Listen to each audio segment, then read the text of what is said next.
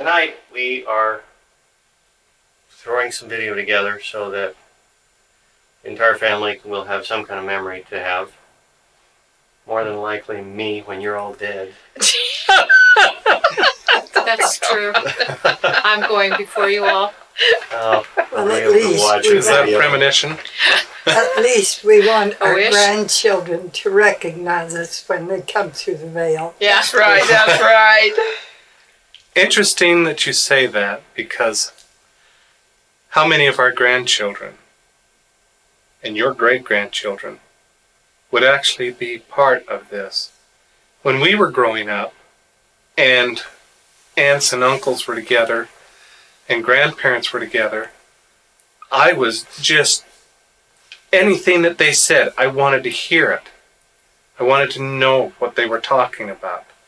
And everybody else would be out playing, yet there was a bunch of us kids that wanted to be able to be a part of what was going on in the family meetings and the reunions and things like that. You don't see that anymore. Kids are either with their iPods or their video games. They don't care about family like they used to. And so this is good. What you're saying is we'll be able to put this on their iPods. Yeah, Well, that's right. That's right. Why not? Why not? Okay. I mean, after all, they're losing a lot. Before this burns up, why don't we get started? Oh, that's probably a good idea. Yes. Well, my first memory would have been in Logan. I know there were other things before that Mother and Dad experienced. Who are you? I'm Donna. I'm the oldest. I'm the first. And I'm a daughter of Nelda and Don MacPherson. And I remember being very young, only sketchy things. I remember being in Logan above the Capitol Theater, or at least next to it. And there were apartments that were up above, and we lived in them. And I remember there were marble steps. I wouldn't have known marble at that age, but I remember seeing what they looked like. So we went up marble steps to our apartment. And I remember Mother used to teach me things. And I remember Mother used to teach me things, but I'm not exactly sure what it was, except that I kept getting left on the steps. It's because you were adopted. No, I don't know. She would say, "Come on, let's go," and I'd say, "No, I don't want to," or I was being ornery. She'd say, "Fine." And she'd We'll say, see you "Fine." later. And she once left me on the steps, and I remember crying and crying and crying because she left me, but I'm sure only for a minute. She was You know. outside the door waiting. That's right, I'm sure, but to me it was she'd left me there on the steps. Well, because we lived up over ZCMI, but there was a little store, food store, right down below. And I would always go out and go down to buy food. And sometimes I just left it there so I could just go around the corner and get what I wanted. But one day, I do a lot of things with her because she was about 2 or 3, and very inquisitive. So I'd take her to the movies. So one time I took her to The Song of the South, which was such a beautiful movie, and she loved it. So I took her down to this little store to get some things for breakfast. And there was a big black man in this store. And he was standing there to get food, meat. And she walks up to him, and she pulled down his pant leg like that, and he turned around and looked at her, and she looked up at him and she said, "You are Uncle Remus, aren't you?" And that was the name of the man, the big black man in Song of the South. Uncle Remus. Uncle Remus. And she and he just cracked up, and I was I was embarrassed. Anyway, after that, he was her favorite, and she played all over the store with him. Cute. So what else, Donna? That's about all I remember. I remember going over to the tabernacle and Yes. playing on the grass on the lawn, because it was when we were there. It was warm. That's all I remember. Then the next thing I remember is we were in Ashton, and I guess the reason that they told me, or maybe they told me later as I grew up, was that we went for Grandma. Grandma needed us. I'm not sure that that's true, but that would be Minnie Kid. That's And right. what I remember about Minnie Kid is that I thought I killed her because I yelled at her. She had beautiful, long auburn hair. And I remember in the summertime, or when it was warm in the evening or afternoon, we would go out and comb her hair. And then I remember an old tub, one of the big tubs, that they did the washing that they would have bathed in. And either I was having a bath or she was washing her hair or something. It had to do with water. And she said something to me and I yelled at her. And then shortly thereafter, my next memory was she was in bed in that little house and she was dying. And I thought that I had killed her for years.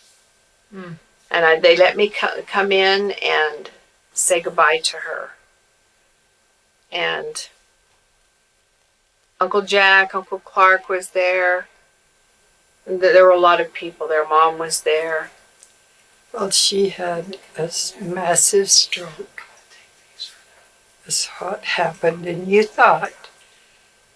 And of course, you went unconscious. And that's why you thought that what you had done, because you got up on the bed and she was unconscious. And you jumped up and down and kept telling her to wake up. Okay. So from then on, she just got steadily worse and passed away. That's about all I remember. And then I remember living in And the then house. you started school. Oh, yes. And I got sick with mono or rheumatic fever. I'm not sure which one. And missed a lot of school and felt like a dummy when I went back because I didn't know anything. I was 4 years old when I started school. Boy, if I could see you on the camera, I'd be even more excited about this. Well, Ah, there you go. I'm worried about the buzz going on. Should we just pause it though? Well, we Go ought to ahead. have some pictures. Anyway, I remember going to school and my hero, Terry Kidd, saved me from being thrown into the coal bin.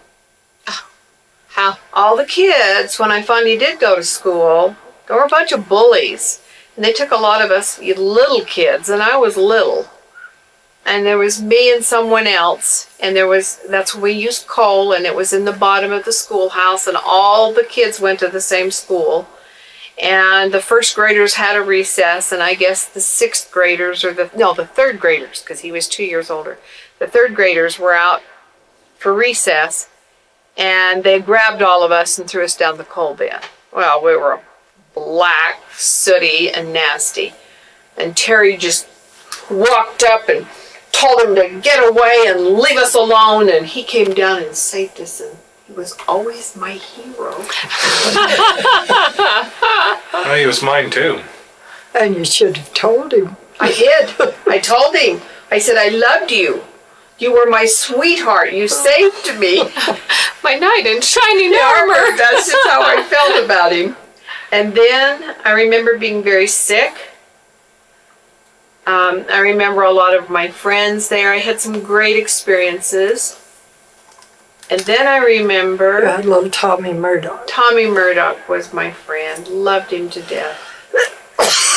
And then Mom got sick. And Linda Seeley and Norman had been our babysitters, and they took care of me as best they could. But Mom was so sick, I was up in the attic not the attic, they had a room at the top of their house. It was Linda's bedroom, and her bedroom was up at the top of the steps. And I was up there, and an ambulance came and took you away. That's how sick you were. And after that, they made sure I was at different places. And that's when I went to my first circus with the Murdochs. And I just remember crying because I didn't know what had happened. Well, you don't remember that because you were in the hospital. And Grandma Lola was taking care of you. Grandma Lola was a nurse, and she worked there in Ashton. And Grandma Lola and Grandpa Mac lived above Harris's grocery store downtown. And we would go see them often. Well, the only time that I recall, that had to be when Brad was born. No, you had a miscarriage. That's what they told me. They told me that you were very sick and had gone to the hospital. And Mother was only, at that time, maybe 3 months. That was just before Brad. That was just before Brad was born. And then you got pregnant with Brad. And it was not as traumatic when I got left the second time. Because I knew you were coming back. And then you came back with this great big baby. Great big baby. It was a great big baby. And I To was you, it was a great big Yeah, baby. it was. And I was jealous. I remember. I remember saying something to Mom about it. Take him back where you got him. Put him back. I don't think want him. she did. Put him back. I don't want him. Did you ever, were you ever one of those kids that were like, nice baby, bam? I could have been, but I don't remember it.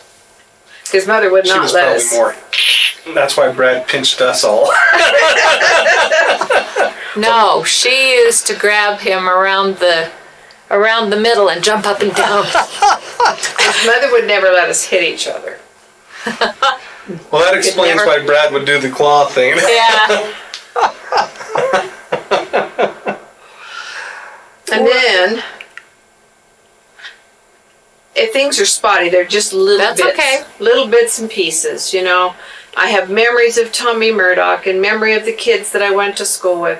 But all of a sudden, we had to go to California because I was real sick, and they told me it was for my health. So we went to Death Valley. Well, you had mono. And every time you went out, like for instance tonight, if you would go out in this kind of air, you were just close to pneumonia. You'd get a cold and it'd just go right down. So they diagnosed you as mononucleosis. In other words, that kind of ran in the family, no gamma globulin. That was your problem. I remember. No, it sounds like if it runs in the family, it was your problem. I probably didn't. I just couldn't dish that much out. I remember those shots. Big red Do you? shots. I didn't have to have one. Do you remember when Phil would get the shots? He would grab my hair on each side and just pull. I was like, I pull that My chunk heavens. sometimes. Well, God, it's if you that's could that pull my hair. subconscious getting you back for making it. I know it. It was like, if you can stand that, then I can stand this. Okay, but go back now, Donna. Let's come into sync here. Okay, Brad Now was you're born. in Trona. Okay, well, Brad was born. We had a Studebaker. And because Dad wasn't there, Uncle Jack drove Mother and baby Brad and took us to Death Valley. Uncle So Jack Kid. Jack Kid. No. Who was it? Jack took the car and went to Salmon to pick up you and I Oh, to go back to Ashton, and that's when we had that wreck. You had a wreck? I had a head-on collision. Who? The boy that took us. Who had a head on you? Coming back, no, the boy that drove us. What was his name? He said he'd take me over to bring you back to Ashton so we could go to Logan. And so we had this head-on collision, and Jack, that's where he got that scar on his head. He hit the dashboard and split his head open. So we finally got picked up by a big truck, semi, and they took us on into Idaho Falls, and we were taken over to Uncle Lawrence's and Aunt Ann's. Do you remember that? Don't remember any of this. And Donna wasn't thrown around in the car?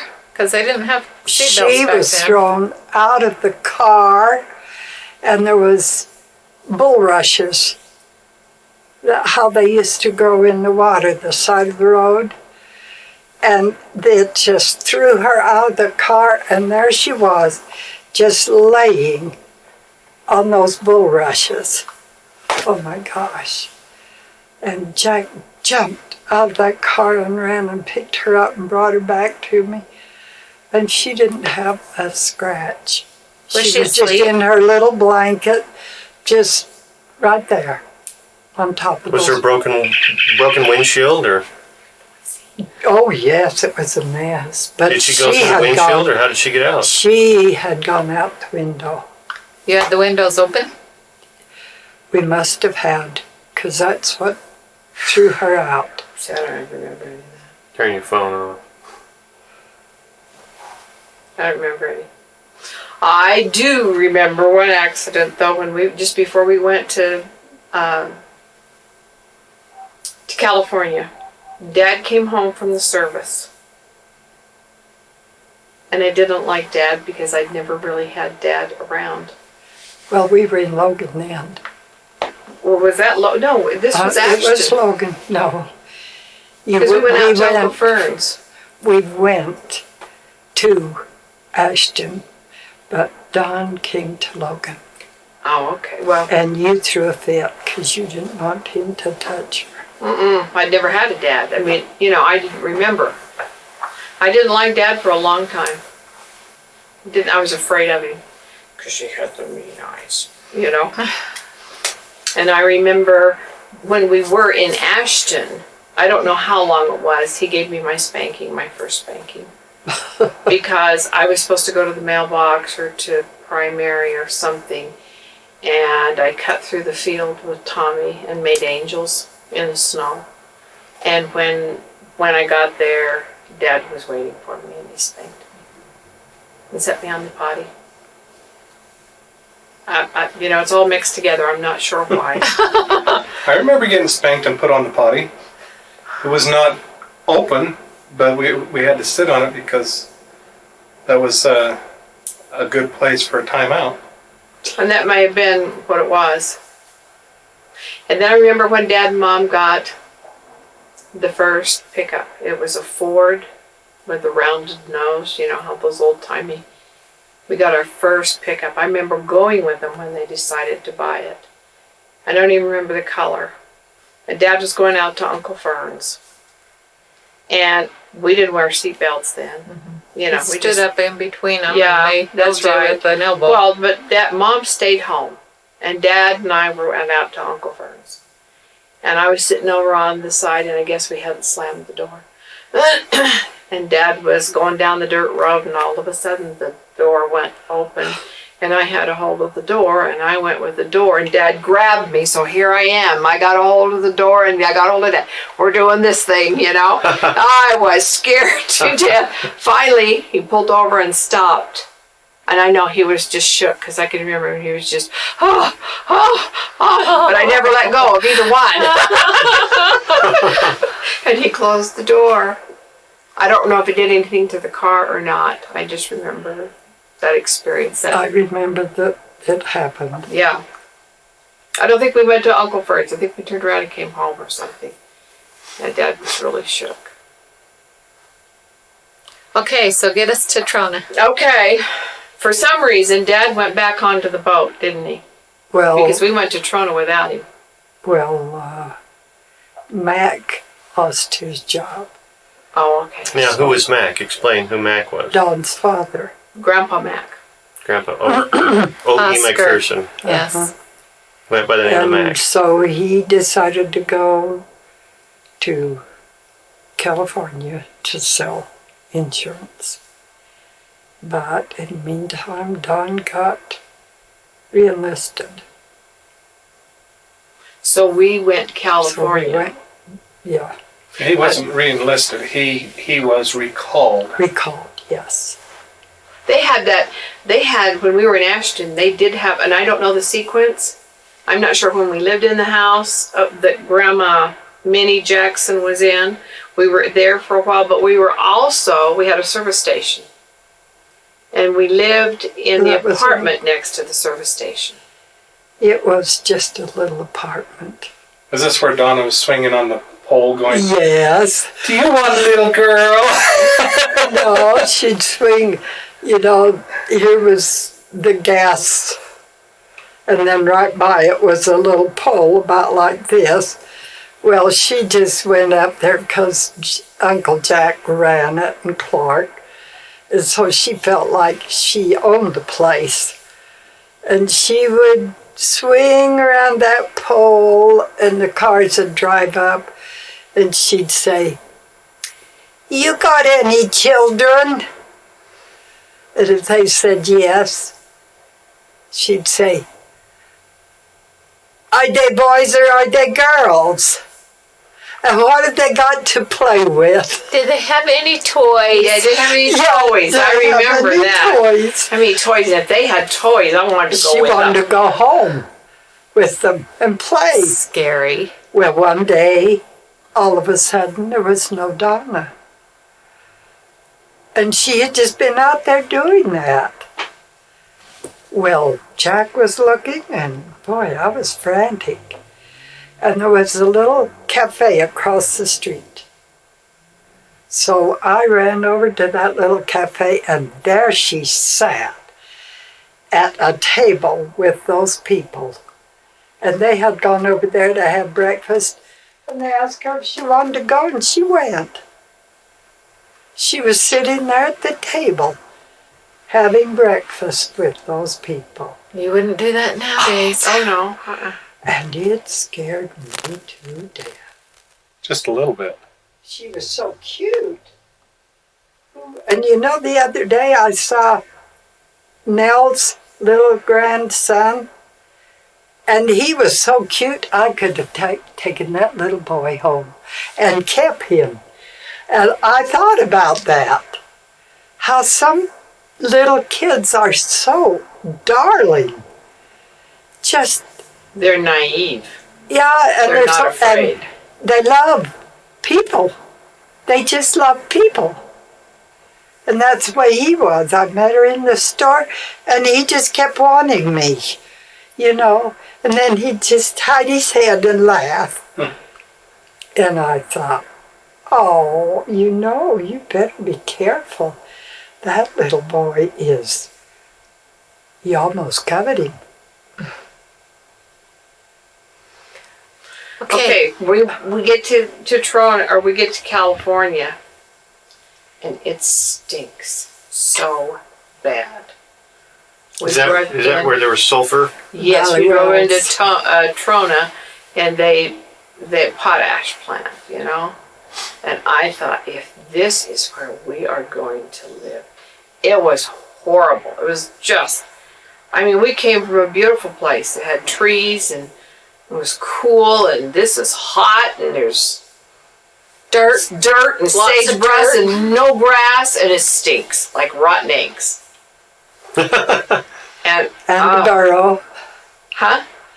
And a burrow. Oh yeah, that was a little later. But finally, we went through the town and went out and up to Homewood Canyon because we stayed with Aunt Thelma. Oh. And that was better. I was still the desert, but that was better because there was a lot. There were trees, and it was a little cooler, and it was kind of like being in the country. It was nice. And then we lived in Trona, and Brad was, how old was he? 5, 4, 4 or 5, and he had a dog named Judy. And Judy was his pal, and they went everywhere. And it was such a neat place for kids.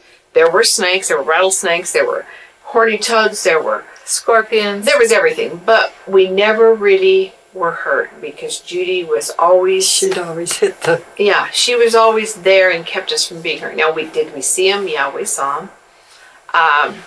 But we could go up into the old mines. Toads. Horny toads. We used to have pet horny toads and the little lizards, and we'd grab their tails and they'd lose their tails. And there were bobcats up in the canyon, on both sides of us. And those bobcats had babies. But I think the mother died or something because we could hear them in the canyon. Yeah. And so Dad went up there and brought down, 2 or 3 of them? 3. Oh, they were cute little kittens. We played with them. And Brad was having such a good time that he threw one up in the air and it came down and broke its neck. Oh, it just made me sick. And he felt so bad. He was just playing. Well, that one got put to sleep. And then didn't we have one that stayed around? It grew up with us. Yeah. It did. It stayed there. And then we had a burrow. Oh, No, and it was so stubborn. And frequently Dad was off chasing it, trying to bring it home because it'd go up into the hills and it didn't do anything that you didn't want it to do. And yet it would never step on us or hurt us. It was so good to us. Well, and Brad could even swing on that burrow's tail. Yeah, And it wouldn't kick him, huh? No. Brad just kind of really ruled the roost. I mean, it was his domain, yes. And here's all this desert, and we lived in a camp. And as you drove in, we lived over here, and then the houses kind of went around like this. Our house was here, and Grandma and Grandpa's house was there. We counted the feet. How many feet was it? We walked it. 50 feet? I can't remember. About 50 feet from our house to their house. Big steps, So 150 now. Probably 150 feet. And Grandpa they just made their place look so neat, and they took beer cans and made a table. Glued them all together and made a table out in their patio area. And they had like a little sunken garden. We didn't have a lot of water, so it had to be desert garden, with cactus. And then behind them was another couple, and they rode motorcycles. They were in the motorcycle gang, weren't they? Yes. Hell's Angels or something, They were husband and wife, and he had a little red, blue MG. Had a blue MG. Yes. Okay, here's this camp, and you can drive right through it. We were Camp 1. Camp 2 was a group of people, I can't remember who lived there, and then Aunt Thelma lived down over the hill and in the gully. And then as you went up to the top of the canyon, there was Camp 3, and there was an actual mining camp up there. And these were people, kind of like they call them desert rats, that settle, and out into the desert. But we were there, how many years? 3, 4? Oh, I think we were there. You were 10 when we left. Remember? right. Burn out. We had to be there at least 5. I think we were there longer, probably 7. Okay.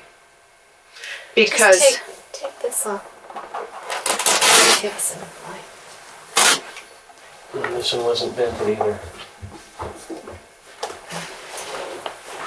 Oh well. Go ahead, Ben. More light bulbs.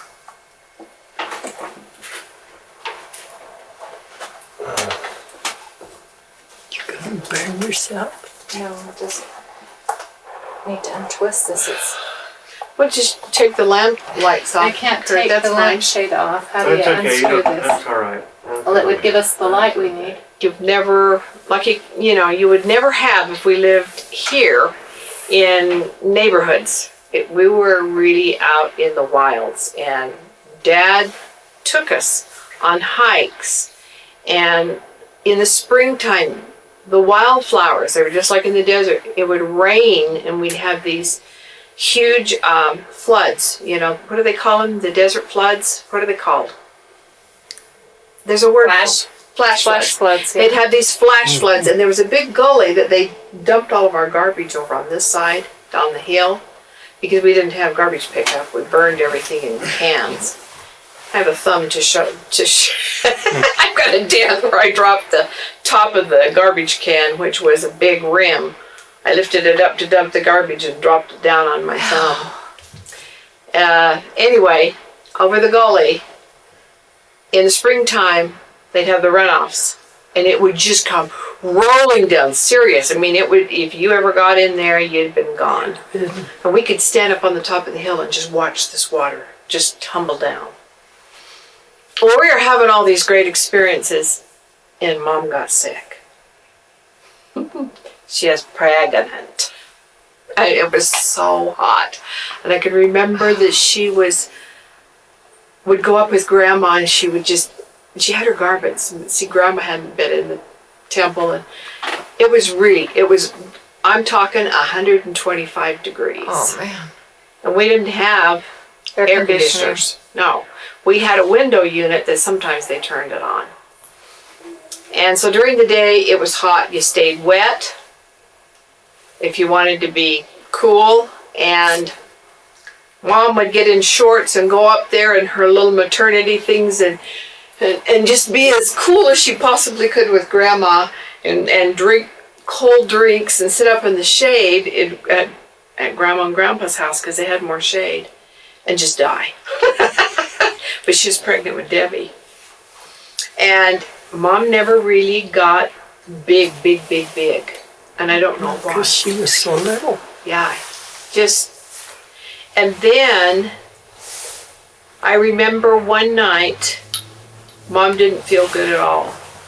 And they rushed her to Trona. Now, we were 12 miles out of Trona. Trona's over here, the stinky potash place that had the hospital and all the people.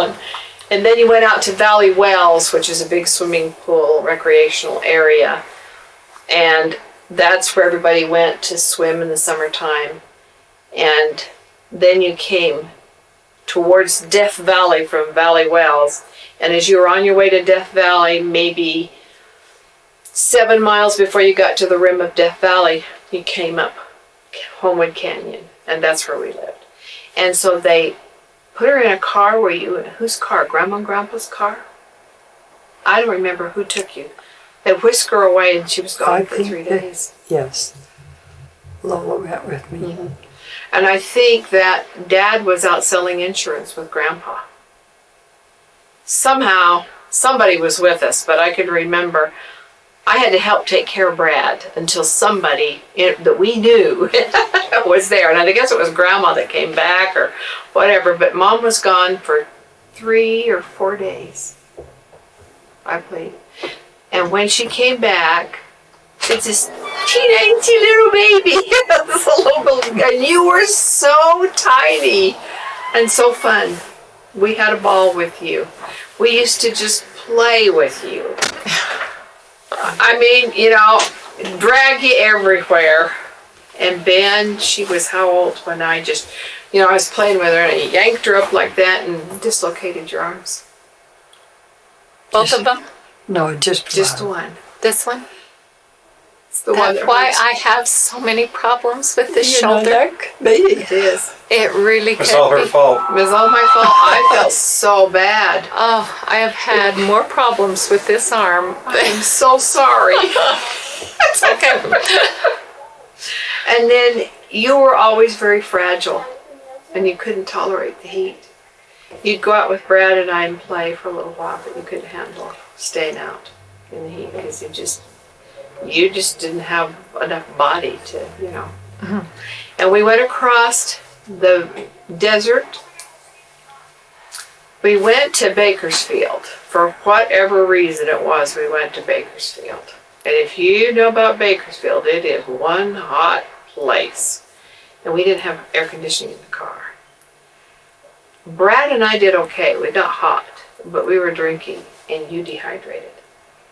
So they took cold rags and put them on you and hung rags on the windows of the car so that it was like a And air cooling conditioning. and kept water down you. And we got to Bakersfield, or it was somewhere around there. We went for a reason, and I'm not sure why. And coming back, we made sure we came at night, didn't we? So that we didn't have to cross that That's part of the vague. desert. Yes, We didn't have to, and that desert is going to be the, when you go into Bakersfield from Death Valley, it's that, we went to Vegas. Oh, you went through We- Vegas We went through Vegas. and then Bakersfield. Uh-huh. For whatever reason. So Dad and Mom said, we can't do this again. We have to go when the sun sets. So we did. We went back to Trona when the sun set. And then, why did we leave Trona? I'm not even sure why. I know I was in fourth grade. I was in the fourth grade when we left. And Brad was starting school. Or kindergarten or whatever. And you were at home. So how old was I? About 3? Mm-hmm. Because there was 8 years between us. Okay. Why did we? Grandma and Grandpa left too. Or did they come after? Grandma and Grandpa pretty much followed us and stayed close to us. Yeah, they had to move back up this way. Aunt Dottie and Uncle Jerry moved down on the desert too. Mm-hmm. And they lived in the house where the motorcycle. And Greg was born in the same hospital. That's right. That's right. That's right. But we weren't there very long because I can't remember why we all came back. Hells Well- Angels? No, I mean, we were fine, but there was a reason, and I can't remember because Dad was always gone a lot selling insurance, so was Grandpa. Well, it Grandpa had to do with Don because he called Logan and asked Thompson Electric if he could have a job. Maybe it was because the insurance was And, really tough, and he was putting a lot of miles on the cars. and they said, we were just trying to find you to see if you'd come back and work. And that's what brought us back. But when we came back, we didn't We stop. stayed with Aunt Ann. Yes. Aunt Ann, because we didn't have any place to live. We spent the whole summer with her while Dad and Mom looked for a house. I guess they looked for a house. You know, when you're a kid, And that's when we bought the Quinney home. When we went into that home, I did not like that. I went into that house and we looked around and I walked back out and I said, I don't like this place. Yeah, that was a strange thing. She was, by that time, she was my number one babysitter. And Who was? Donna. And she went in and she went upstairs and looked all around. Well, it was weird. It had a lot of little nooks with doors. Kind of, Spooky to a little spooky. girl. And then she came back downstairs and she says, I don't want to be here. I don't like this place. And I said, why? I just don't like it, Mom. And from then on, we saw and felt and heard all kinds of strange things in that house. I always heard things in that house.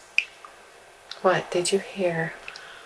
I would hear noises. the floor would creak. And now that I'm older, I know that the house probably creaked, and that was a lot of it. But there was somebody there. There was someone who lived there. It was haunted. I'm sure it was. I saw it. Whatever it was.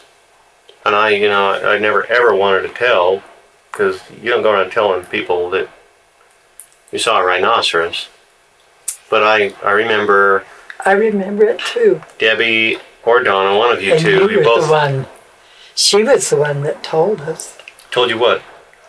Mom, you've just got to come up and look in here. No, that was me. I was Was going to it you? say, I don't remember That was me. Well, maybe the two of you together saw it. No, what happened was one of the two girls had a china or a jewelry box that was the black ebony china Had the little box. ballerina in it. Well, I don't know, but it had pearl embed all over it. Anyway, it was a little black box. You could open it up. Pearl all over it. I really liked that. I really wanted to go up and see that. And so you had to walk up these stairs, flight of stairs, and turn and go into a bedroom. Is that the And forward bedroom? That was Donna's room, the Yeah. pink one. anyway, there were two beds in there. There was one against the wall and one on the side of the wall. And you'd walk in, open the door, and you'd walk in, and there was a clothes closet over here. And so I walked in, and I knew that china or whatever that was, a jewelry box, was probably in the closet because they were hiding it from me. They didn't want me to mess with it. So I went in there, and right over to the closet, you see these movies about ghosts or something, and they talk about coldness in the air or and chills. I got to that, I opened the closet, and I got there, and everything just kind of got chilly and cold. And I was terrified looking in the closet, and I didn't know why. And I thought, oh my gosh, I have got to get out of here. And so I closed the closet, and I stood up to turn around and leave. And on the bed, against the wall, now I can tell you what it was, but then it was, What to me, was it? it was a rhinoceros. It was a person. A person laying on Donna's bed with their arms crossed in the death position and looking straight up at the ceiling. And the reason I thought rhinoceros, because the nose was just prominent, a larger nose. And I just froze. I'm like, I just knew that person was going to grab me as I went by. And there's not a whole lot of room between where that bed was and the door to get by without getting grabbed by this thing. And I'm just staring at this thing, and its eyes are open, and they blink. And then the eyes turned and looked at me. That was it. I don't care if it grabbed me or not. I am not staying in this room. I ran out of that room, and I was breathing and everything. And It was breathing, or you were? it was. I remember flesh. Yes, I do too. I remember flesh tone, not a dressed person. A person laying on the bed, And wrinkles in the flesh. no clothes, yeah, wrinkly, but whatever. Anyway, I went out and down the stairs, and I was never coming back to this house again, ever in my life. Oh my gosh, and I screamed and yelled for someone to come up, and I guess it was you who came up. Well, yeah. And when we got up there was a depression on the bed. Did you see it, Mom? No, it was couldn't. gone when we got up there. No, it wasn't. I No. saw it as clear as a bell. And it had turned from its back, from this, and just turned that way. So it was It facing was you? looking right at me. And it was just like the skin on your face. The whole body was flesh. And there was big wrinkles of flesh. Like on its stomach. Like those dogs that have ripply Yeah, lots and lots skins. Yeah. It must have Lots been of heavy. ripply skin on the... Must have been. So you did see it. Yeah, I saw it. And then it was gone. And yes, then it was gone. Just gone. Was it gone right before your eyes, or did you walk out of the room and come back in and it wasn't No, there? gone. It just We disappeared before your screamed. eyes. I got out of there too. I went up. Evidently, she saw it, but when I went up, the bed was nothing, just depression marks. Oh, it just was. And I was like it behind was her, laying so there maybe she for- went up and saw it, and as I'm coming up behind her, It disappeared. Well, there was Gone. something in that room because to this day, I have the same dream. There was something wrong. There was something wrong in that room and in the front bedroom where In the bedroom with the Walk-in closet. the open the French doors. the French doors. Those two rooms had someone who lived there, I'm sure, who couldn't pass on or who was revisiting or however it works, but they were there because I could feel them. And in that bedroom where you and I shared, to this day, I have this nightmare. And the nightmare is I come up to the front of the house and I know that when I go up those stairs and go into that bedroom and see in that bedroom, in my dream, I can go upstairs in the attic. You know, it has one of those things that drop down. And I can climb up in there. And when I get up in there, there's just boxes all over. And in the far corner, when I go over there, and every time I get ready to walk over to that corner, I can only get so far. And the devil stands up.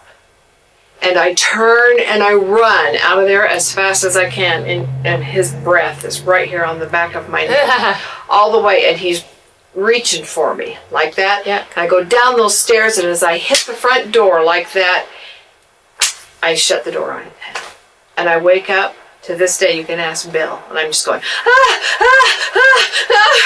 and he'll say, it's okay, you're just having that dream, And it comes from that room. So whatever was there was not happy. Do you remember the dream that I used to always have? Mm-mm. Oh, I would be in a huge room like a gym.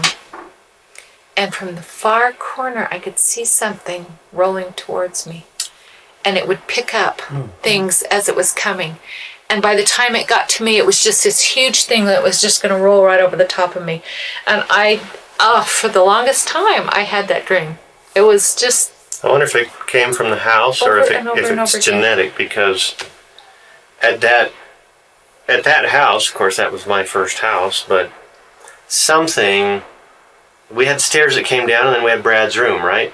Mm-hmm. For a while. But- Then it was Mom and But Dad's something room. was wrong in there, Yes, there was. because when I was little, I could sense something going on weird around the stairs, and I would have these terrible dreams. I would dream that Dad was holding me, and I'd have a little screw in my hand or a bolt or something, and I would drop it, and and he'd set me down to go get it, and I'd go around the corner where the stairs were into Brad's room, but all that was really there when I got around the corner was an angle to his room where I would start, and that little bolt rolled all the way into the angle, and I would go toward that angle, and the walls were nothing but dirt and rock, like a grave.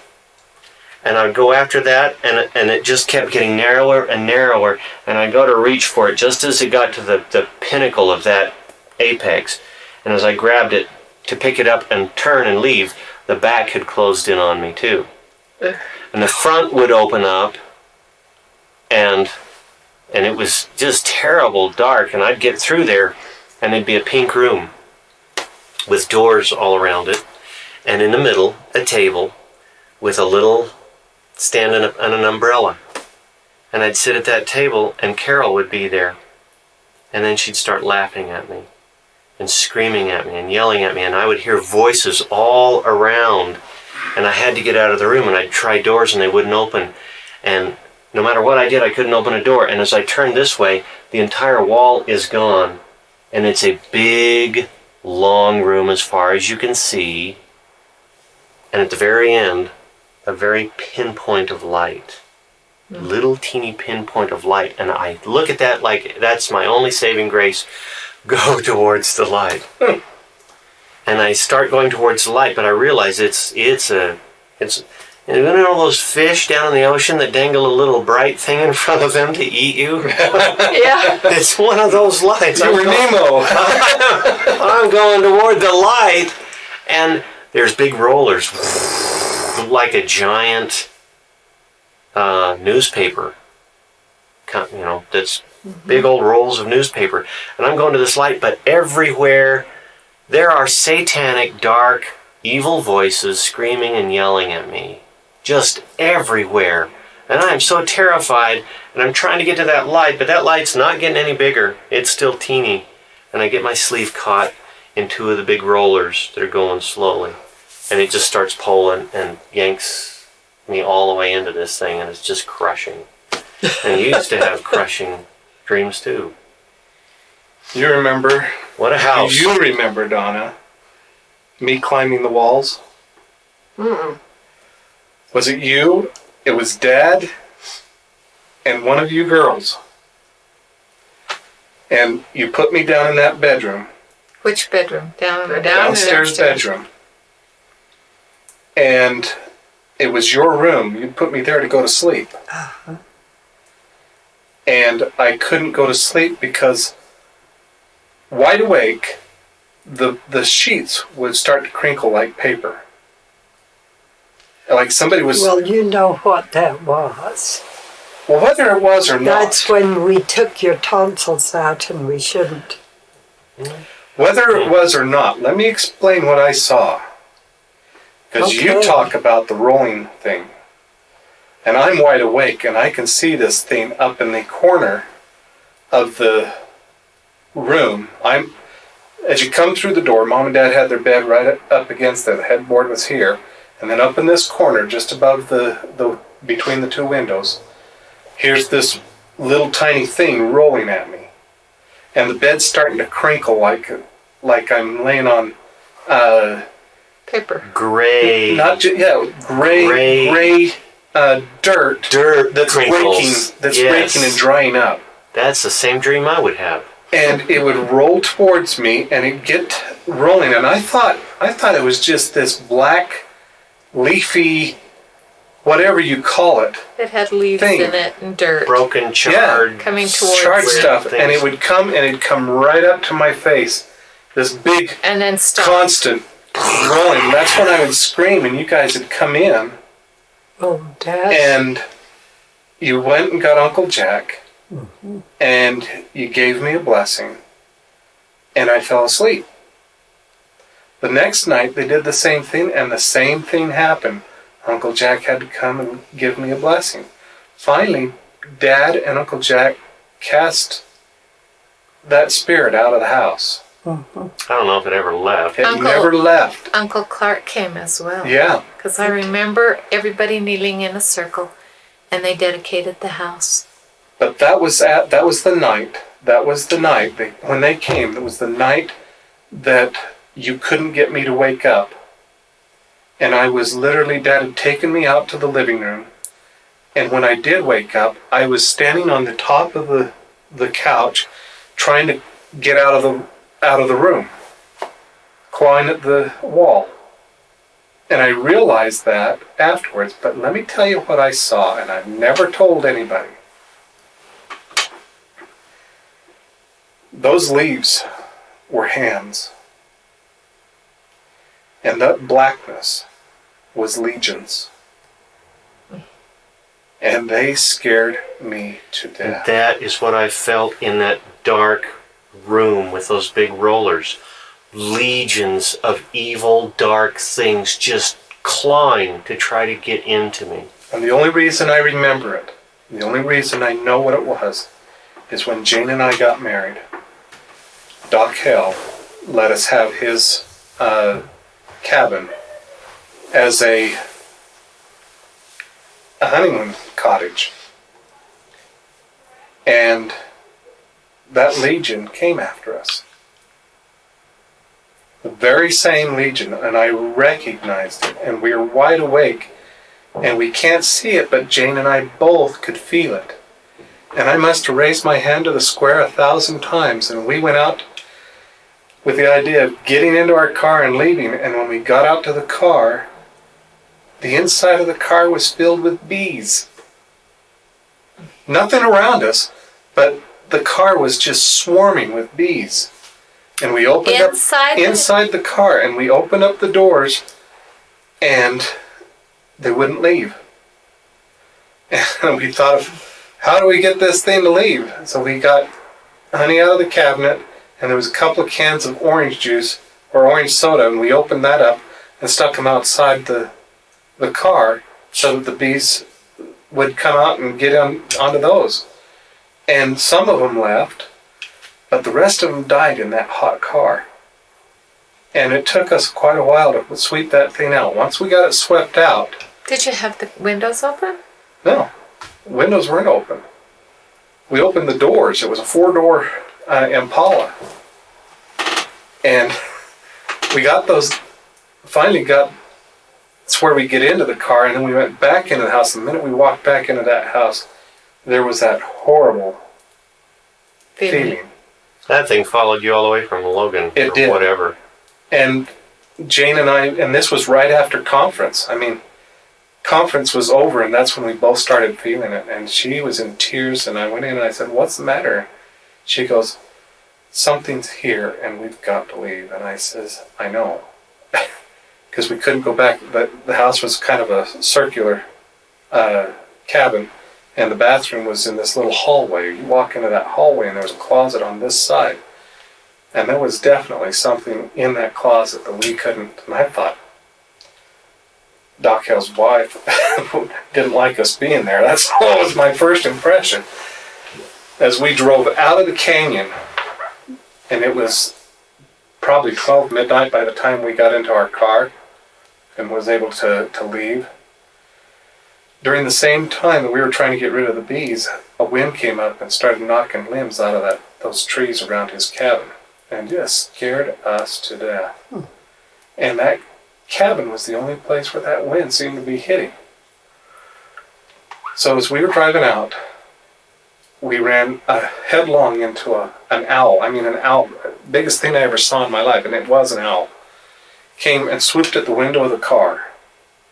And it was like he just barely missed us with the claws and pulled up. And as soon as we went past him, we ran into a herd of deer, and they would not leave the road. You know, it sounds like The Ring. It does. And what's so funny is you see these movies and you think, "Oh, come on," you know. But it's true. There were.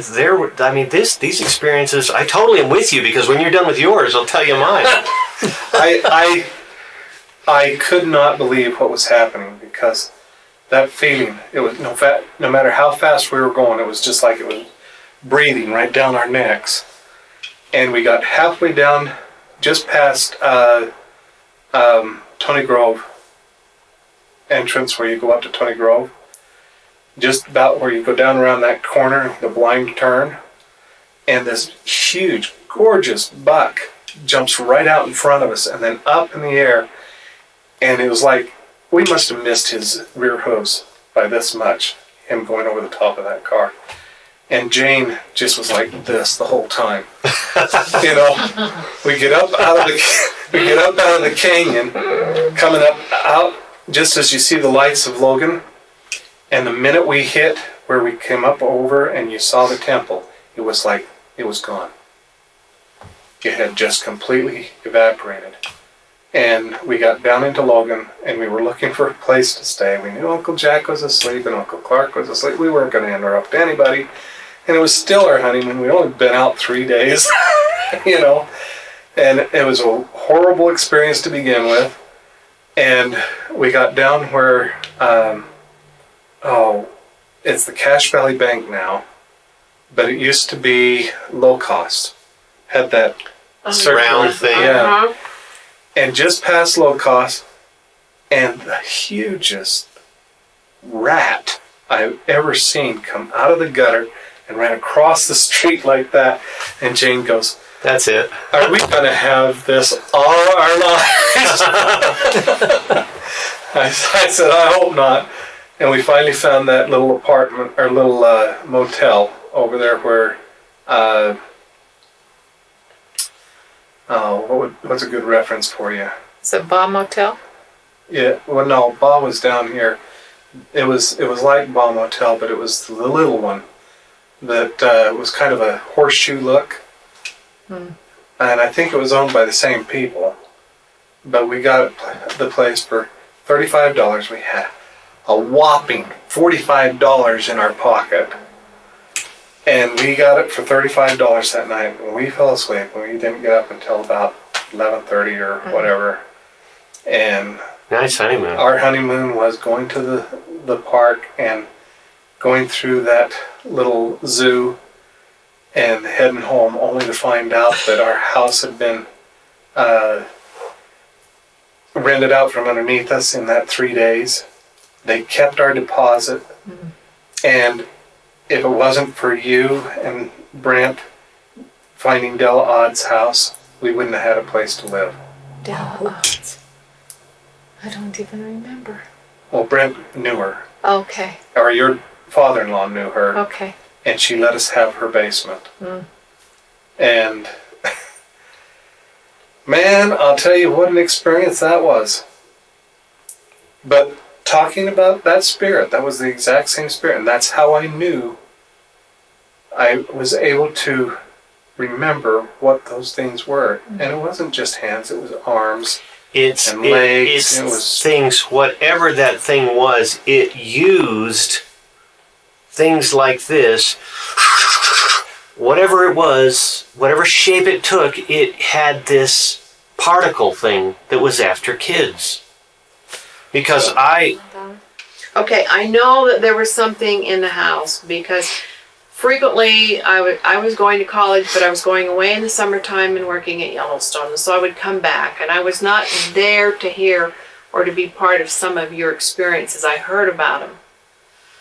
But the last time that I was in the house, and every time I was there, I'd have some kind of experience. I was standing in the stairway, and Debbie knew I was there, and that spirit came up and brushed by. I could just feel it go by. It scared me to death. And then the next night, I knew if I was up late that I was going to meet that thing all alone. And sure enough, I was up late, and you were asleep. You had just gone to bed, and you had fallen asleep. Everybody was asleep, and I had to go to the bathroom. Scary. So I got my robe on and started out to go to the bathroom, and I had learned to count the steps and knew when they were going to crack. I knew, and I counted, oh brother, here it comes. Third step, second step from the top, and I felt it come around. And I just decided that I would talk to it and tell it that I knew that it was bound. For whatever reason, it was bound to that home. I was sorry that I loved it and I wasn't afraid. And if there was anything I could do, I would do it. I just had to know what it was to help it. And I just kept saying, I love you. I love you. I love you. And I was never bothered again. Never again. So I wanted to know, how old was I when that happened? Okay, I would have been 21 going on 22. So I was about 9, maybe 8. And that's when my dreams stopped. That's when I stopped having the nightmares. Because it was prior to your coming home, I was in that blue room, and I would see the wolf on the wall in the shadow, and it was actually the Yeah, I remember Eve that. shadow from the light on the street hitting the wall, but the shadow would actually start to shape. It scared me to death. And it was after you'd come home, whatever you did, it stopped.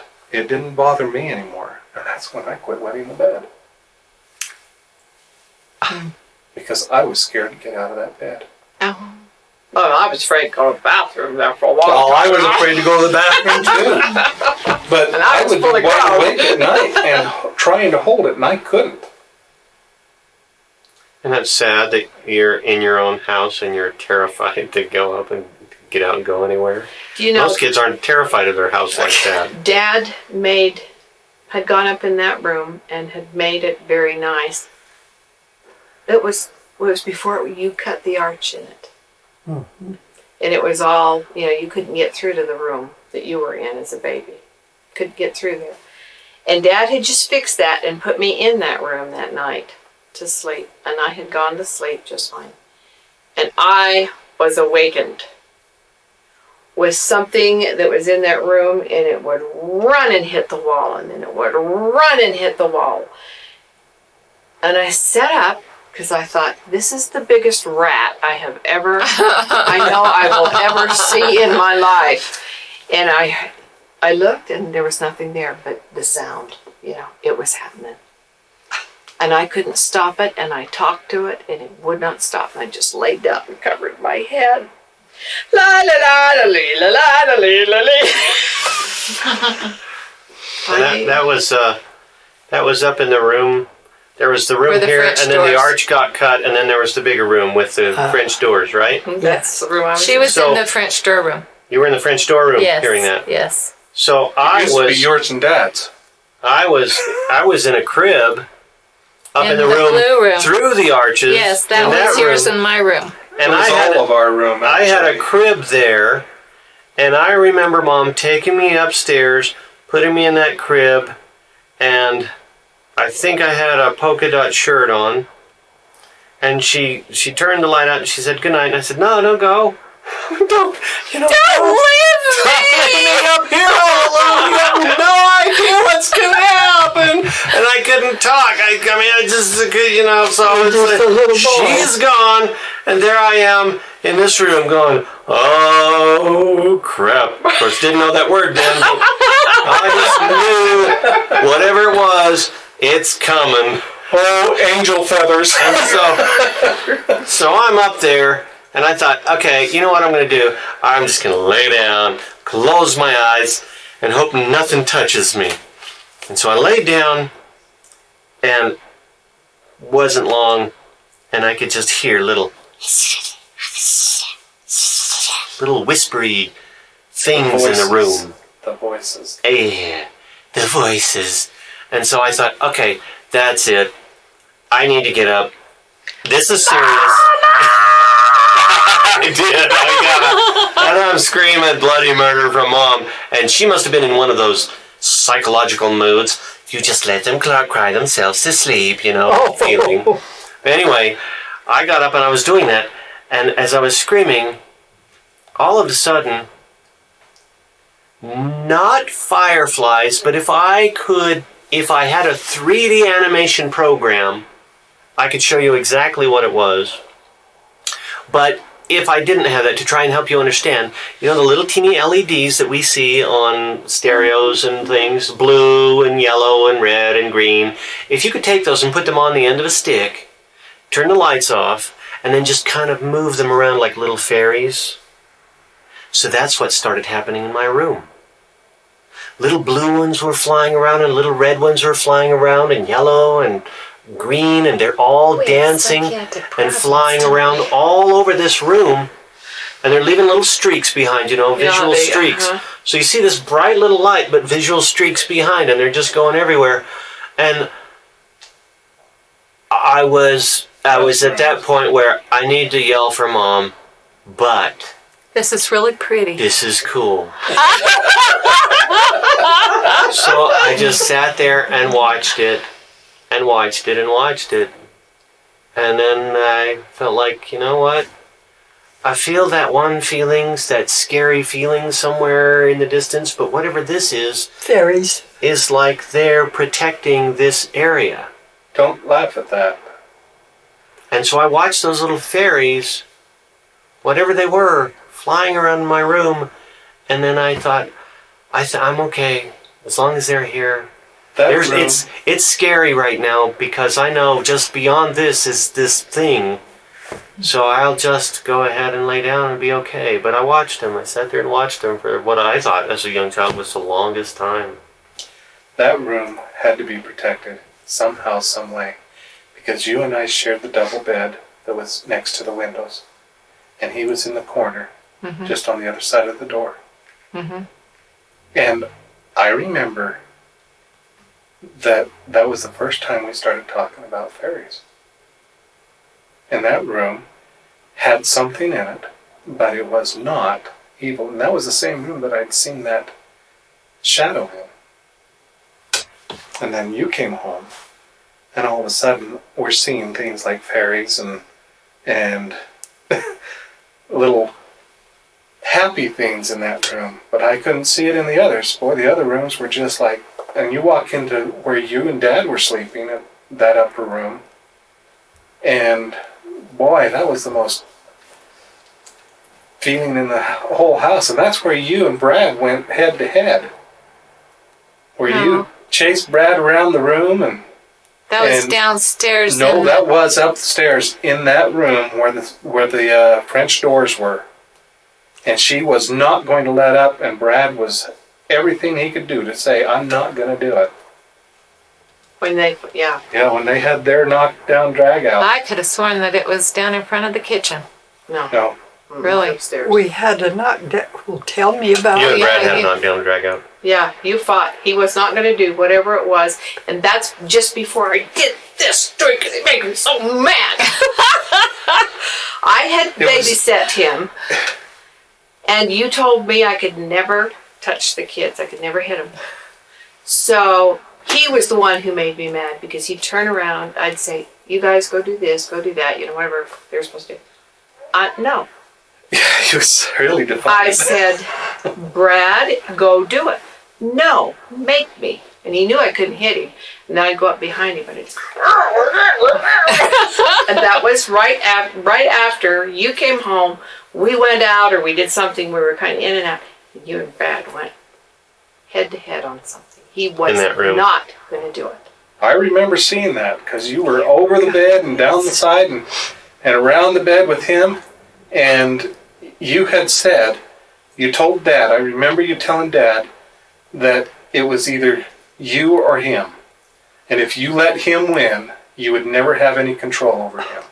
I remember that. And he literally took you to the brink. Just about the time you were about ready to give up is when he gave up. Well, I don't even remember that. Oh, I do. I I Yeah. definitely do. You told me that. Mm-hmm. Yep. Yeah. That was an evil room, though, because that's where I laid down in that bed by the French doors and And stood up and had a hornet attack bee me. My stings. feet all over the place. So I remember that. He woke up just screaming, and we went up there, and there were hornets all over him, and they're just stinging. Well, that's where the Quinney boy had committed suicide. It was. In that room? He jumped off that balcony, jumped off. I thought he drunk himself to death. I thought so or too. hung himself, or did. something like Hung that. himself in the room. Did he really? Yeah. Oh boy, that's just great. So Well, that's... never go down into the basement. Oh, basement. Now that was a whole nother place. Well, only thing that ever happened to me in that house, I heard your kids' stories, but, I was asleep in that room that faced Sister Dunn's. Mm-hmm. And one night, I heard a noise, and my window was like that, and I raised up like that, and there was a face looking right in that window. And as soon as I raised up, boy, it disappeared. But the ladder was there. And there, yes, the next day, there was the ladder up there. Tom Peeker looking in the window. Yep. So I figured that it was somebody, just figured, figured that, had kind of watched to see whose room to look in. Mm-hmm. Yep. Well, on a happier note, I remember when you were pregnant with Doug.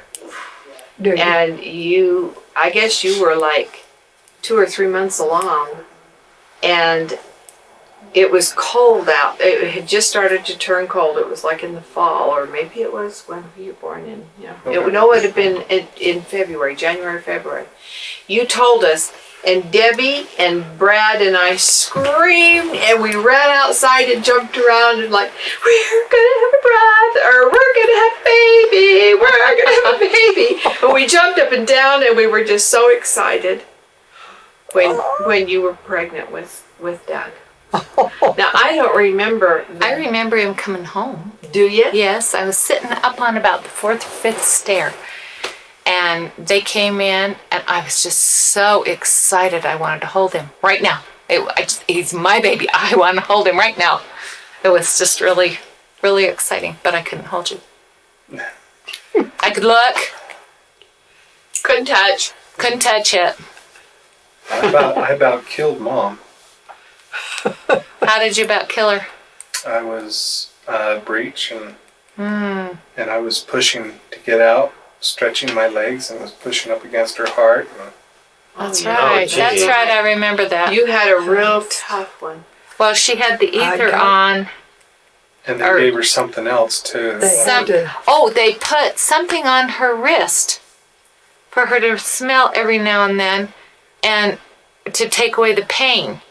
And she fell asleep with it on her Oh no. face. And that's when she almost went unconscious. Well, I had a pain In your heart. hit me in the chest, and I thought I was going. It was so bad. And I've always thought since that must be the way the person feels if they have a heart attack. I think it was just pushing too hard. Well, But if he I was was breaching, he sure was glad pushing, that when would've- you got there. Good going, Doug. Yeah. Really good. My boys were big, both of them. This one was the little one. It's a Nobody could touch 6-pounder. him. I wanted to so bad. Oh no. When the minute he came home, I was absolutely in love with him. And I was so angry too because he had his medical issues. And I wanted to pick him up and I couldn't. Yeah, I remember that. But I remember him crying so hard, and everybody was out working in the garden or something like that, and his bassinet was in the living room. And so I picked him up out of his crib, dropped the rails down, and scooped him up into my arms, so I was really, really careful. And I took him in, and the bassinet was just high enough that I could just lay him in my arms down like that, and he was fine. And I remember Dad coming in, and yes, to the top of his lungs, was so upset at me. And it was like, I can't even be nice to him. And you know, this is you got to understand. Yeah, that is tough. All of our views are from our personal Absolutely. perspective. Yeah. Uh-huh. But obviously, as a father, I would have been like, And that's the way he was. that's the way he was. But for me, it was... You had just rescued him. I had just rescued him, and he was quiet. And I had been standing there, holding his hand in the bassinet, because in the bassinet I could actually reach him and help him. And put the bottle in his mouth, and he was perfectly fine and happy. When Dad came in and saw me standing there And screwed everything up. I screwed everything up. How did you get in here? What did you do? You weren't supposed to.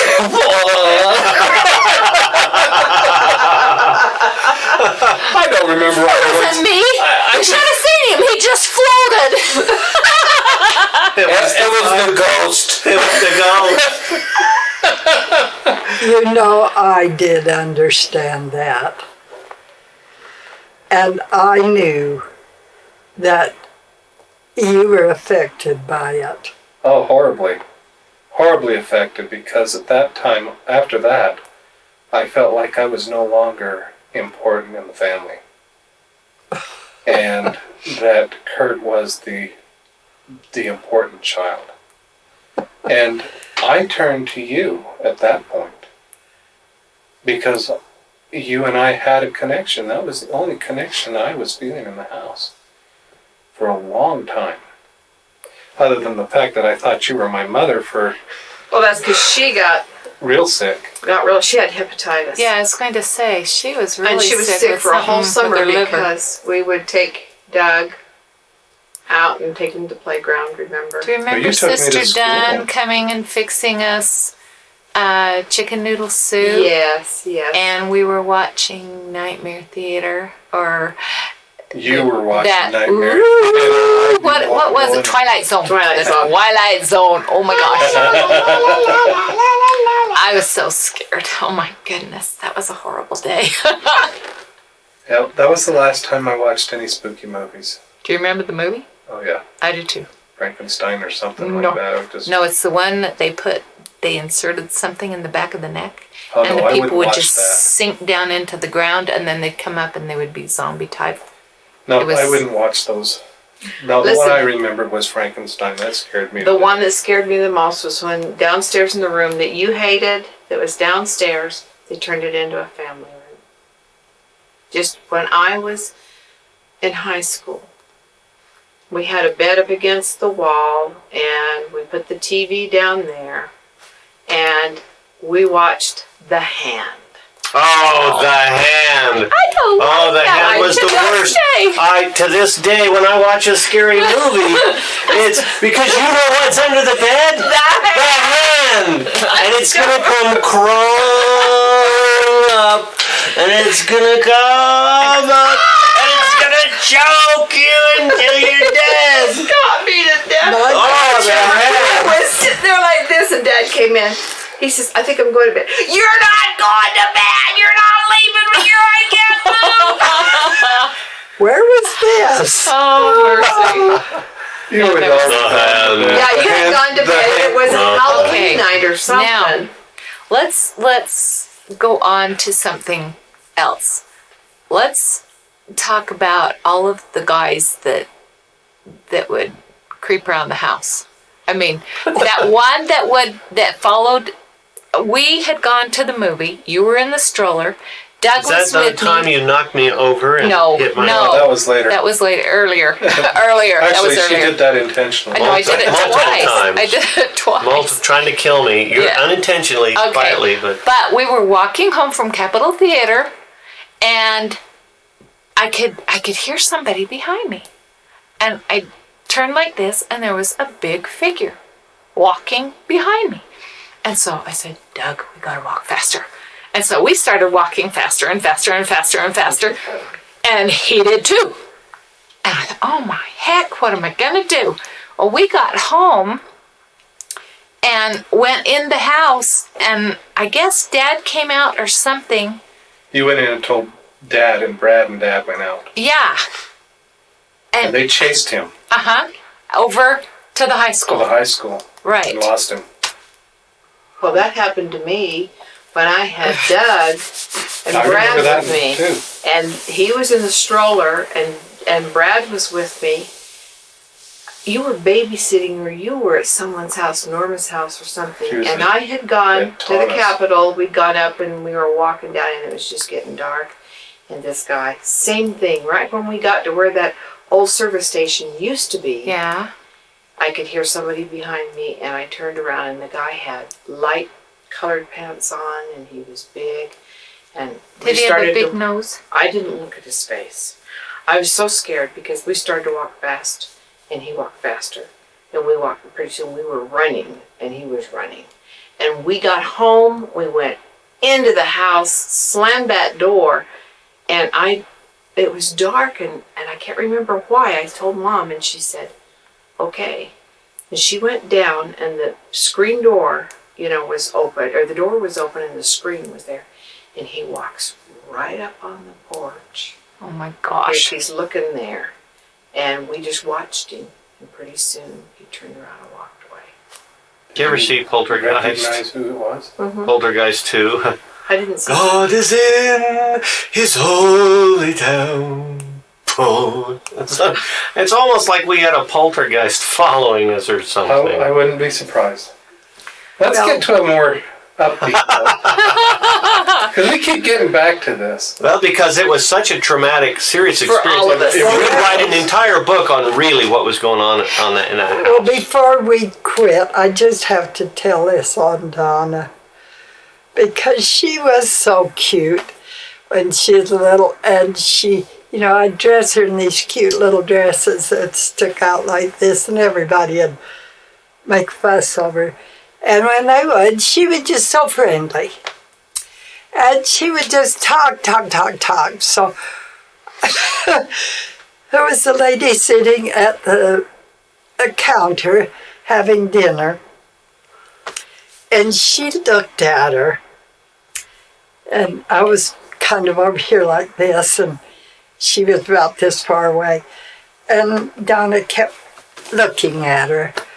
And all of a sudden, she turned around and she said, Mama, she's got rotten teeth.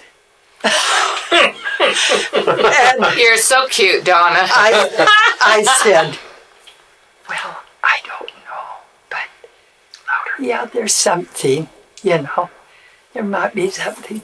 Well, then she was just like a butterfly. She was just bouncing around, and she went over to this lady, and she looked up at her, and she said, hello. And this lady was talking with her, and she goes, do you eat candy? And the little lady smiled, and she said, well, sometimes. And she said, well, you got rotten teeth. I thought you disliked candy. And it was so cute. Oh. I mean, it was. And she really didn't have rotten teeth. She just had some brown spots. Like me. But I Or guess we'd spaces. talk to you about not eating so much candy because it'll make you It'll rot rot. your teeth. And so but that's just the way Donna was. She just connected things with people, and people just adored her. They loved her to death. That would embarrass me. To Amanda. That embarrasses me now. Well, no, because it shows how, you were just you. And then I would take you down to that senior living center, and she was so cute. There were so many old people down there, and they'd just wait for her to come. Well, I loved them. I remember And she going. would go up those stairs, and they'd be sitting out there on the little couches in the sunshine. And they were just waiting for her to come. They just loved it. She just brought life into them. Oh, wow. Do you remember playing games in the backyard all the time with the big fire pit, and we'd have hot dogs and marshmallows? Ollie and- oxen free. Yeah. Kind of. Waver. Who's got a waver? At night. Yeah. At night. And Kind the whole neighborhood would join us. Mm-hmm. And Mom was always so good to always have hot dogs and s'mores ready for, and the big fire pit. And I remember this happening, but at that time there was a great deal of turmoil in my life. Whatever it was. Because I kind of remember it, but there's this turmoil that I remember more. Mm-hmm. Isn't that interesting? You say that, and I remember having fun, but there was this thing going on in my life that was, well, I was a preteen or a teenager, and you know how things go with teenagers, It Tell us. it was turmoil. It was just turmoil. I just remember. It was trying to fit. Yeah. Trying to find out where you fit Yes. in that time in your life. And we'd moved so much. And you were just trying to find Donna. but very self-centered. It had to be Yeah. hard. It had to be hard for you because you were the oldest of all the grandkids. And I'm talking about Uncle Clark and Uncle Jack and Uncle Fern. You had some that were your age, but they lived in Idaho. Yeah, they did. And so it probably was really hard for you Because because we'd all get together and we'd you get wouldn't have together anybody. and you were by yourself. I didn't think of it that way, but that's probably part of it. I always felt like the babysitter. Yeah. You know, I remember raising Bruce and Teresa, Yeah. literally. Are you Yeah. the one responsible for how? Are you? Oh, what? No. Do you remember? Hey, No. do you remember going to Tony Grove? We won't put that in this one. Mm-mm. You never went to Tony Grove with us as a I family? never went. to How about Bear Lake? Oh, I remember Bear Lake all the time. Yeah, I remember This that. to Tony Grove. I never. Do you remember been to the caves? Are you sure you don't Never remember? have been. Because I remember holding your hand down Never at the end part of Tony Grove where the little stream. I don't even know where flowed Tony Grove is. I've never been. Uncle Clark used to talk about it. Everybody used to talk about always going, and I'd always be somewhere else when you guys went to Tony Grove. Do you remember the cave that we went up in? Spelunking? Logan Cave. We went spelunking? No. No, because I have claustrophobia. There's no way Okay, I well, could Bill be was it. there. She wouldn't have gone on that. Mm-mm. Huh. No, I don't go into. I just remember the water raising up to here on me, and I was scared No, spitless. no. Absolutely never. spitless. I thought, oh, we're going to die. Who There's was going to with- be a Who whole was with you? Dad and Brad Bill and Bill. and Bruce. I remember you guys going, and I wasn't allowed to go. Neither was I. I wish I I know. wouldn't have been. That scared me spitless because I just knew that there's going to be a hole somewhere and we're going to just down into a bigger cavern or something. It was just. No, I did never. She wouldn't even go into the closet that was up in that corner bedroom. Well, She wouldn't. I understand why. Anyway.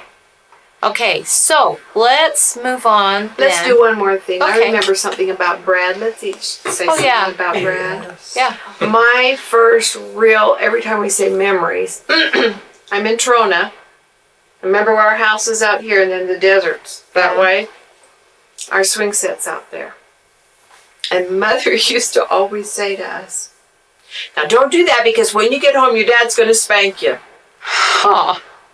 And she used to say that, and it was like, yeah, right. But he came home and he spanked Brad and I. For I don't even know what. So after he spanked us and he used that board that goes ka-wong, ka-wong, that makes a lot of noise. Had a slit Well, he didn't down even the make middle. that until he was in Oh, Logan. no, Yeah, he it was in Logan. he had one in Trona, Okay. and he used that, and I cried, and I went out and got into the swing. I was just really feeling bad. Oh, Brad came in. I said, you're not even crying. I'll never cry. No one will ever make me cry. Boys don't cry. All the sissies. And he sat in that swing. And Dad came out and said something to him. And I think Brad turned and looked at him and Dad said, you're not crying or something. And Brad wouldn't even acknowledge him. And then Dad left. I said, you didn't even talk to him. I don't have to. I thought, wow. You're a man. Wow, you're really tough. And he was, 5 years younger than me. But he was so determined. Had a cowboy hat on. Little black cowboy hat on and his vest and his boots. And he is tough. Oh, I remember going down the canal with Brad and his friends, and Kathy was with me, and Richard, and all the Johnny Mellenberg, and we were all going down the canal in inner tubes, and we come around the corner by Devil's Island. Do you remember where Devil's Island is? Mm-hmm. Okay, come around the corner, and here is this German Shepherd that has jumped the fence, and he's hanging there. No And way. he was dead. And I thought, oh my gosh. And Brad was so cute. Debbie, don't look. Don't look. And I would just, he was just So sweet.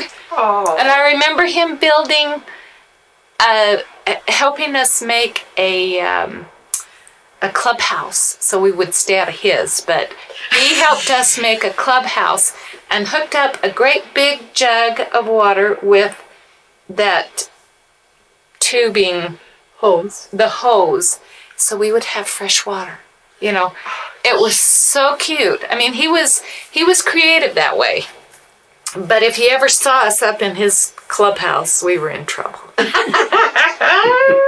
I remember him coming at me with the broom.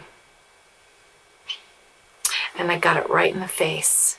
And I had all these little pokies, little scabs all over my face, you know, from the broom, the straw broom. Or the grabbing underneath the arm and going back and forth until my Indian burns. arm was like this. Oh, big brothers, I hope you're here. Loved you so. We did. Still do. Yes. I remember when he was playing football. It was the most important thing he'd ever done. Right. And he was at one of the pinnacle games of the season. And he got hit really hard.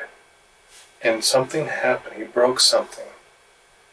And the next game was the championship game and he couldn't play. Yeah. He was devastated. It just destroyed him.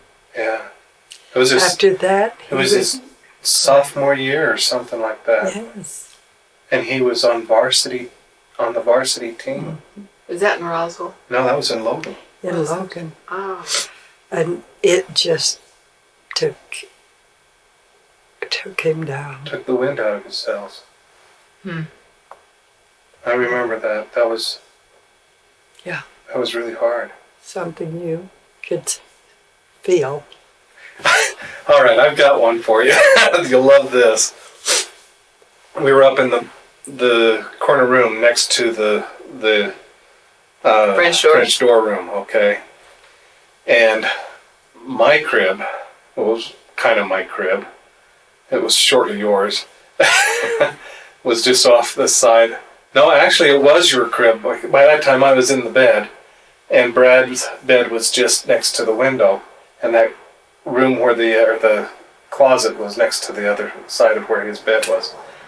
And I remember him being He-Man and doing some flexing and stuff like that, and I'm sitting there Watching and he it. was making me laugh.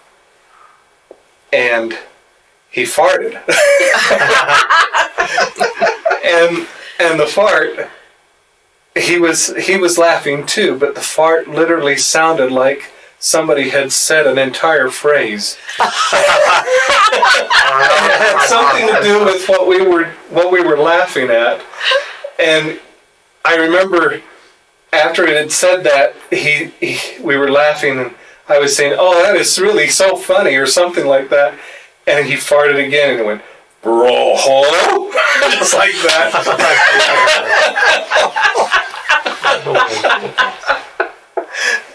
I will never forget that as long as I live. Oh. I remember him coming into my bedroom one night, very, very late.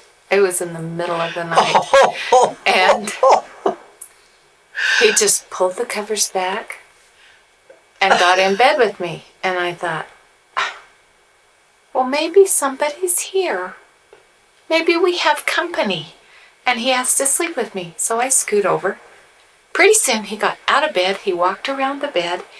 He scooped me up like this, turned and dropped me, and got into my bed. I thought, wow, that's a fine how to do for sharing. That's not sharing. Oh, I remember that.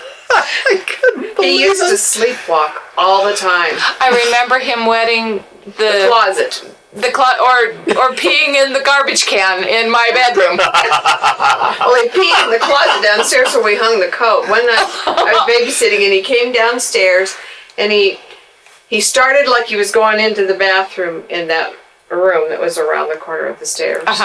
And then he came right back out and he walked right over to where all the clothes were hanging in the closet. Under the stairs? Under the stairs. Oh, no. And peed. And I kept saying, Brad, what are you doing? Brad. Never answered me. I had to clean it up. Oh, no. Oh, that's so funny. Do you have any memories of Brad? Oh, my memories are probably, they started in New Mexico at that point. Okay. I remember just Brad had drums, I think. Oh, yes. Yeah, he had played drums. his Took up the drums. I remember the band in front of the house early in the morning, Yes. and him out there, and then all of a sudden the trumpets and everything, they'd be going down the street, and they'd come back, and they'd go down the street, and they'd come back, and 6 o'clock in the morning, their alarm didn't need to be going off. The kids were out there. So what were you saying? Well, just New Mexico. Okay. Okay. I found out why I can't walk very well on my back, where my legs connect to my back. Why? Because Brad put me up on his shoulder, and then he started to spin super fast. And I could just feel the ability of me not to hold on any longer, and something between where my legs connect to my back went pop. And then he sat me down, and I just crumbled. I couldn't even walk. He thought you were dizzy. Yeah, but I couldn't he walk thought you after were that. dizzy. Couldn't walk after that. Yep. But you know what? What? I think whatever he did actually helped you. No, it actually really screwed me up. Well, let me give you my view of that. Because even though what he did probably was not right, I think what it did is it actually separated a cartilage or something like that and opened it up, because before that you walked funny.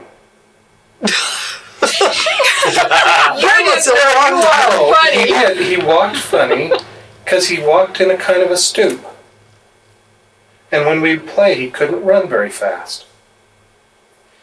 And my friends David and Bruce would ask me, well, what's wrong with your little brother? In the recon. I said, well, he had polio. And he's got some muscle problems in his legs. Well, Bruce understood that because his sister had problems. Okay? So it was just ignored. But when we moved to that house just up the street. What house just up the street? In New Mexico. We went to the one Okay. house, the street was this We were way. in the red brick house. Yeah, and then we went up to the Yeah. one with We the went up big the tall street. grass in the front of the The fireplace. The white one. The I really love nice that The house. white one, yeah. And where that happened, You're right. you were able to do things that you weren't able to do after that. Well, and he fixed at least part of me. But But it sure I hurt. remember that because after that, the Rileys that lived right next door to Right. us, James little and brother- James and Jeff. Jeff, would start playing with you and doing things, and you guys would climb the fence, and I'd have to tell you to get down, and you were climbing the fence, but before that you couldn't climb the fence. You couldn't even get up on the fence. So I don't know what happened to you. I know that you hurt like crazy and you couldn't walk, and Brad got in a lot of trouble for that.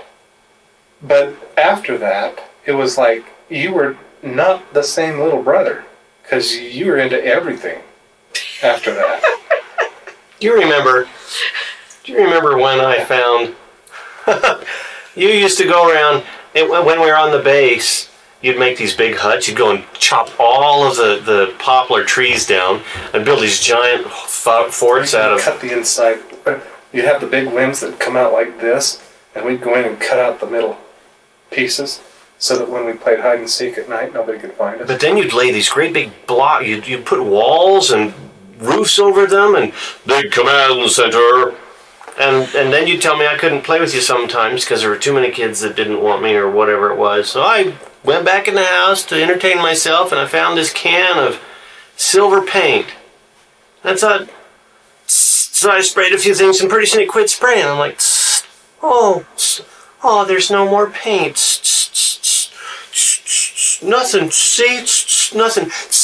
Nothing. Nothing. And I walked out. Doug, look at this. This is cool. I don't know what you do. No, really, there's no paint. See?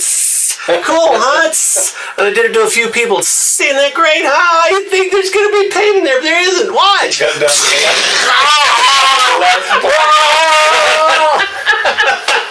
I got saved. Do you remember?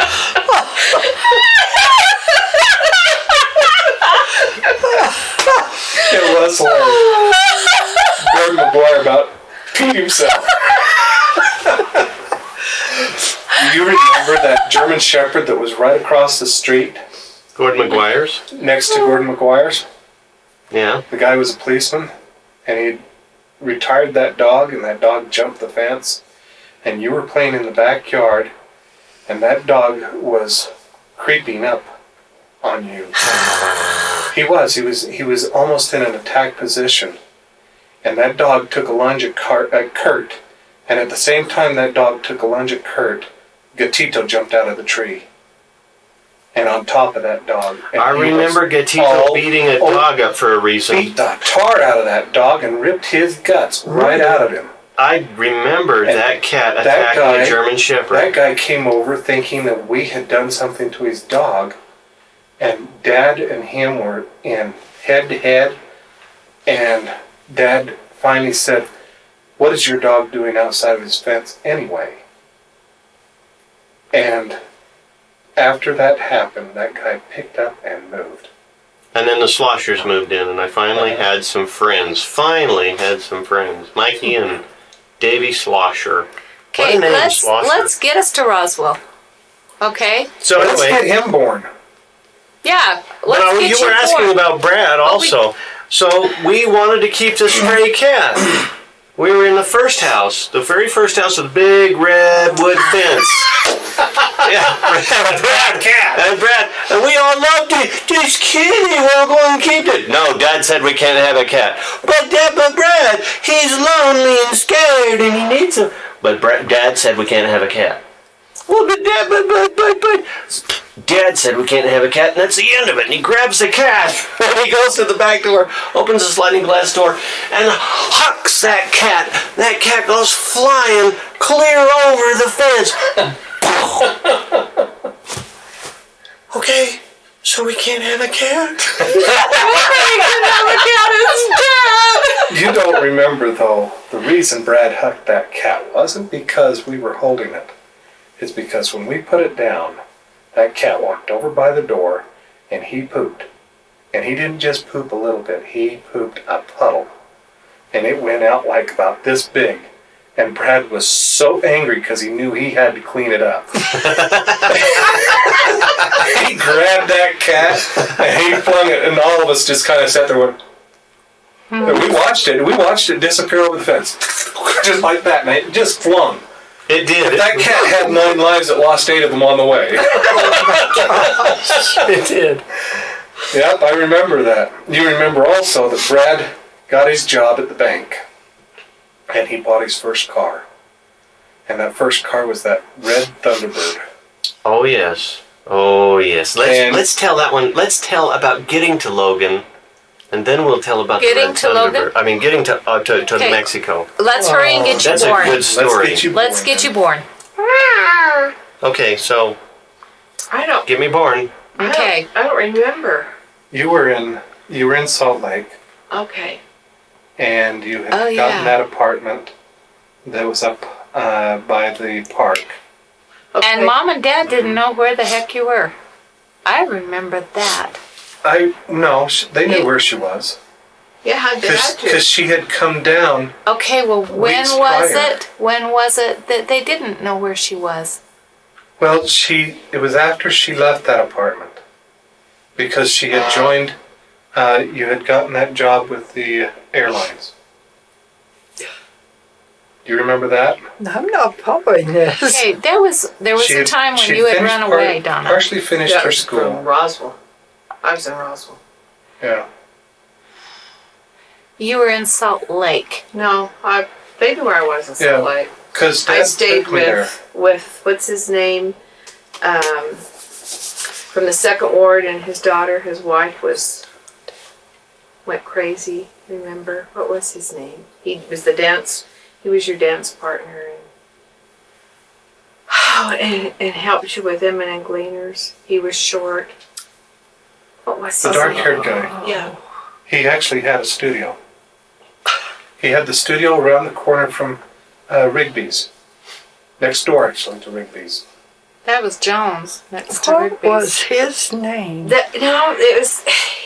I know him. He had the Yes, and skinny. and Skinny and his wife. They had a lot of kids. You guys knew some of them. Joneses. Well, No, was it Jones? Never It was. think I'd ever forget Oh, I that. wouldn't either. And I ran into him in Salt Lake not too long ago. Oh. And when I say the name, you're going to go, oh, yeah. Anyway, he Where's moved this? In Logan? in Logan. He moved to Salt Lake when his wife kind of went crazy. Merrily, Marilee was the daughter's name. And then there but was, what was their last name?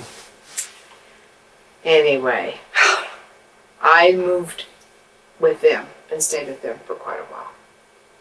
And then I moved in with a girl that lived in the second ward, in the young singles ward. And from there, I moved out on 13th with 4 other girls, and they started getting married and moving away, and then Ruth Ann and I moved into the avenues, or into the park. Okay, well, anyway, to get Kurt born, It was during that time, I guess, I was Yeah. gone, because I knew she was Yeah. pregnant. Uncle Earl came and wanted to spruce us up. And he shaved me bald. He did. That's a way to spruce you gave up. me a Buzz. Win and oh Joelle. yeah, Joelle haircut.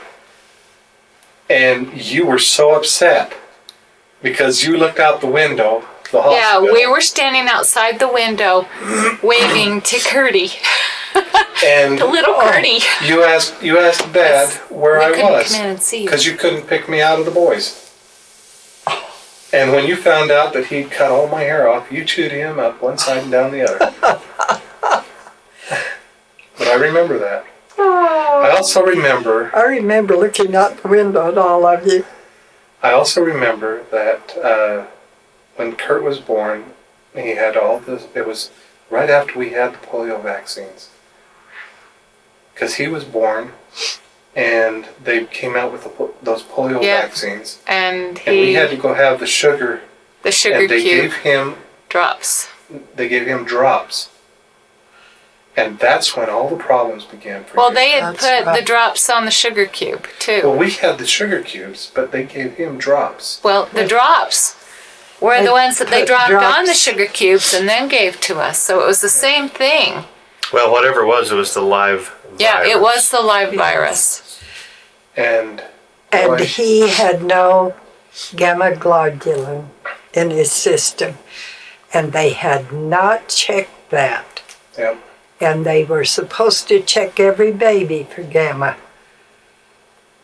In that hospital, I had no idea about it. He wasn't more than a couple of weeks old. No.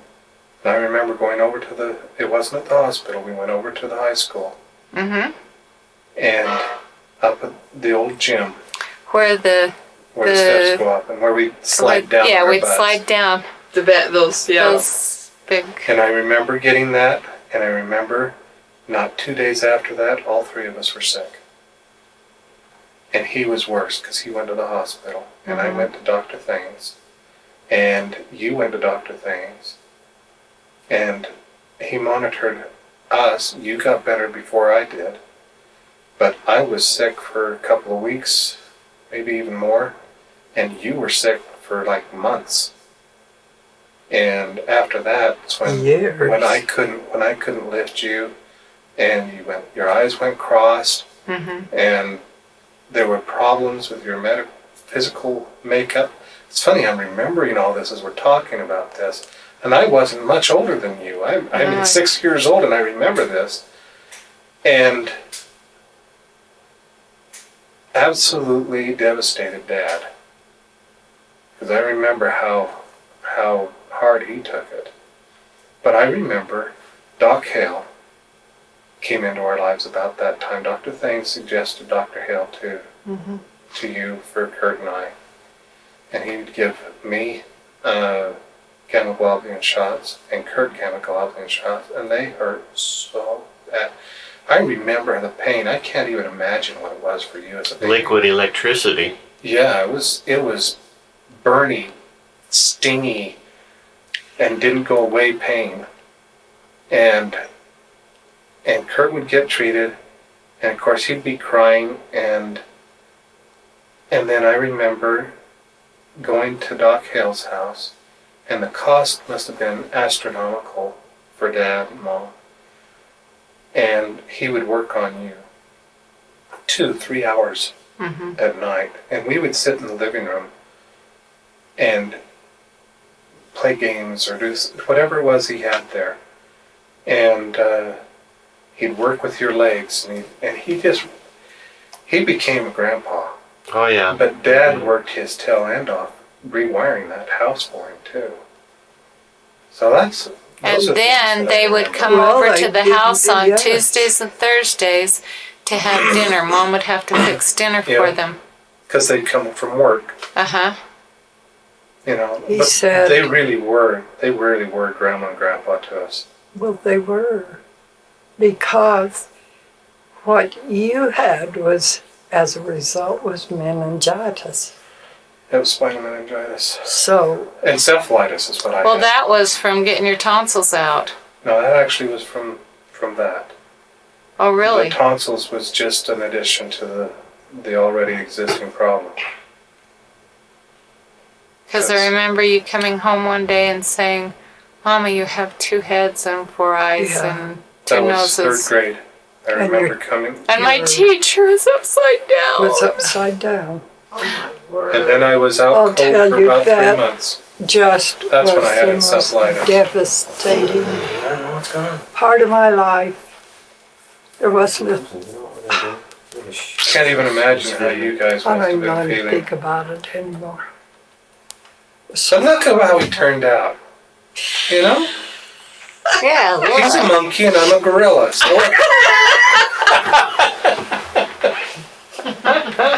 Well, it's, though, had it been now, Oh, you would have sued. I would have sued that doctor for not having checked. And your husband would have said, "Let it go." Yeah, We'll he take care would of it." have. Yeah. You would Yeah, have.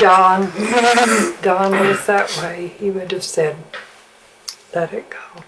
Well, don't stoop to his level. all right. We've got about 5 minutes left on this particular tape.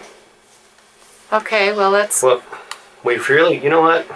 I think we have a Let's feel for what's going on. at Maybe we least should do get this to again Roswell. someday. We will, but let's get And to we should Roswell. probably do it.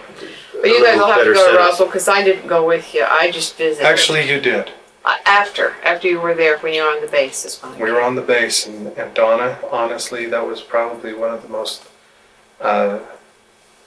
faith-building experiences that Brad and Dad and I And had. I. Because you came home, you had been struggling so hard, and when you went in and went to bed, you didn't wake up for 5 days. Oh, You were possessed. When you would wake up, you were almost demonic. And I remember- Demonic? What does that demonic. mean? When? Just Possessed. like that. She just was striking out at everybody and everything. And I remember Dad and Brad going in at an elusive moment for you and laying their hands on your head and giving you a blessing. And I remember you literally collapsing on the bed, and you were out. And you were out for another 3 days. Do you remember When who you else woke was there up- giving her the blessing? I don't. Bill. LeGrand Richards. Oh, That's right.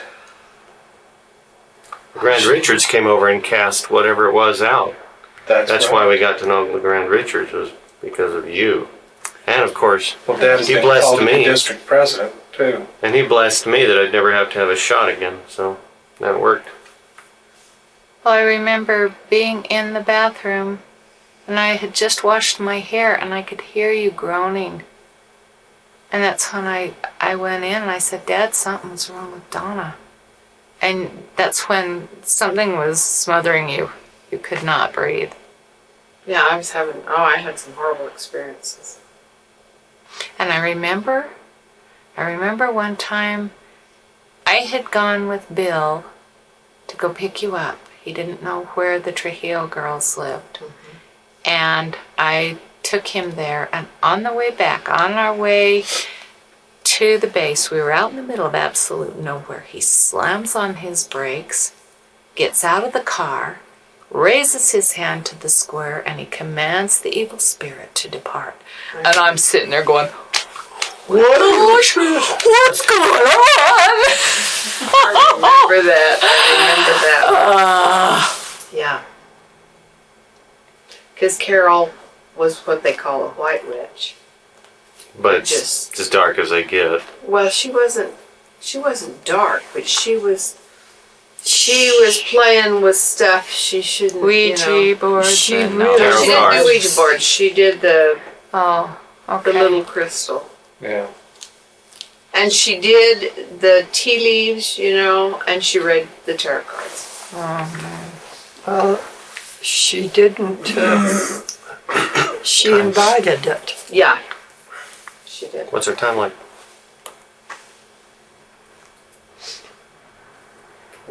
Okay. What else can you remember? I don't, because you guys had great experiences. Stony Brook. Huh? Stony Bird. Oh, yeah, I remember. Stoney! I remember him. I still got the bracelet he gave you? me. Yes. Didn't he ride a motorcycle? You still Horses. got Horses. it? I still have the He was bracelet he gave he me. was a It was rodeo- a charm Who rode the bracelet. chopper?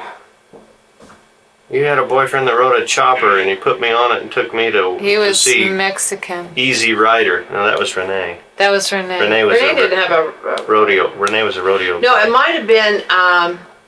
He's a kind of a heavy-set guy, and he was Hispanic, and he was over at ENMUR when we were over there, And he was just a friend, and he rode a motorcycle. He was just a good guy. Yeah. Those were interesting days. I remember the talent show that we were in, and I was so scared. It was out at the base, and you were dancing, and I was dancing too. It was, I don't know whether it was the hula or Hula. You guys The were good at hula- hula. dance. When I got through, I was hyperventilating. I was so scared. I don't I remember. thought, I'm going to pass out. I'm seeing stars. Well, I remember when they did the hula, and I don't remember, I think it was Debbie that was over on this end. And as the ladies did the hula, pretty soon, here was this little girl, if she took one more step, she'd fall off the stage. I was just frantic. And they just kept moving as they hulaed, moving. And, Until everybody else. and I'm just sitting there going, oh no, don't let that happen. One of the funniest home videos, So she finally made it and got behind somebody. Oh, those were I strange. remember when Brad hit. When I was in Denver and Brad had the wreck in his collarbone. Yeah. Oh. Harry Towdy was with him, and he had And reached Herbert. down. He had reached down yeah. to Herbert get. Sanchez. Yeah, you're right. Bit his tongue off. He bit his tongue off. Yeah. Herbie bit his tongue off. Bit his Completely off. entire tongue off. They had to grab it from the ground and sew it back on. Oh We yeah. have 1 minute left, y'all. Herbie, what was his last name? They had reached Sanchez. Sanchez. They had reached down to grab M&M's. M&Ms. No, they were fighting over them. They were fighting over Yes, they were. And they ran into a. And their Volkswagen hit a a light pole. light pole head on. And Brad got the most of it, Yeah. and we Broke thought his we were going to collarbone. lose him. Yeah, Yep. we That's when I came home from Denver. And tried. then I went back, got a few things, and came home for good. Got to talk about Brad's car. Okay, do it quick. We've got. That Hemi engine. He took us for a ride from the church to the base and hit that jump And and flew. was airborne. And that car held together. And he would do that every time we'd go to church. Oh boy. Wait till his kids hear about this. But it was his car. He had bought it, and that thing held together forever. And so Which car was that? that was the red Thunderbird, Oh, convertible really? Thunderbird.